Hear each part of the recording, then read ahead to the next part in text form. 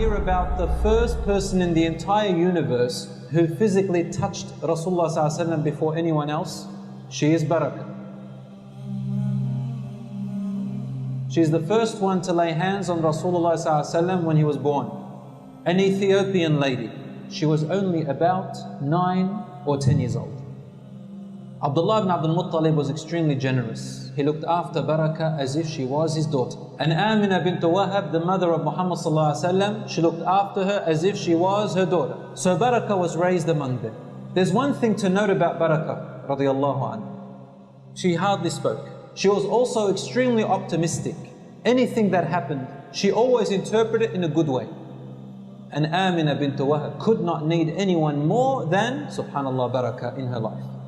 Only in about a few months, Amina bint Wahab, she became pregnant and she saw a dream as though sunlight was emanating coming out of her belly, and it lighted up the city of Mecca all the way to Iraq. So she woke up and the first person she came to was who? Not her husband, Barakah. She said to her, Ya Barakah, come here, I've seen this dream. It lighted up throughout Mecca all the way to Yathrib and Iraq. What do you think this is? And Barakah's first words were this. She smiled and put her hand on her shoulder, saying to her, Ya Amina, this is a sign from above the heavens. You have someone important inside of you. The first woman to make this good news. The first woman to work it out. In fact, the first person on the face of the earth to work out that there is an important man, more beloved and more special than anyone on the face of the earth to come out. Then came the day close to Syria, Abdullah died. Now can you imagine Amina, his wife?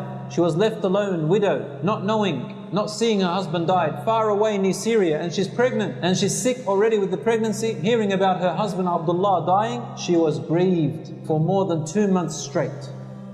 So Barakah said to her, calm down, Wallahi, this dream that you had, remember, it is only good news, Allah is with you. They knew who Allah was. They worshipped Allah, but they worshipped alongside of them idols.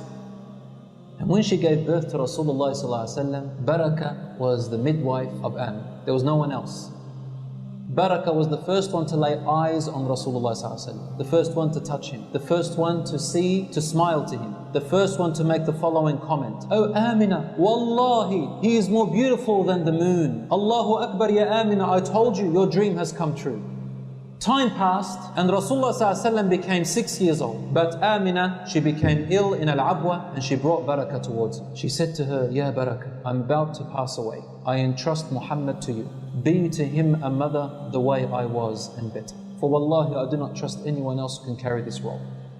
Barakah then went with Rasulullah ﷺ and raised him. Now she was like a mother, and those who describe the relationship is kind of a funny one. It's like this child who speaks to his mother like a friend. He used to joke with her, she used to joke with him, lightheartedly.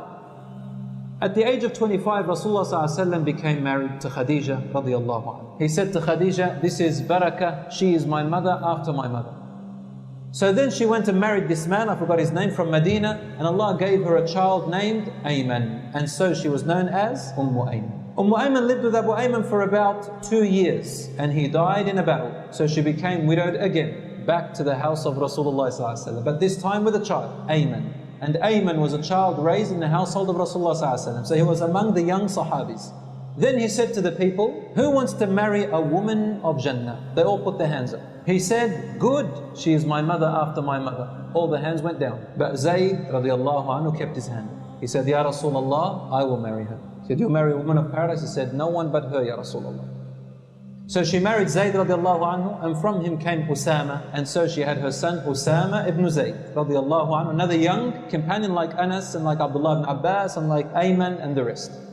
She grew up radiallahu anha, and she was one of the people of paradise, the one whom the family of Rasulullah ﷺ could not live without, and the one whom Rasulullah ﷺ found comfort with after the death of Abu Talib, Khadija and the other people around him.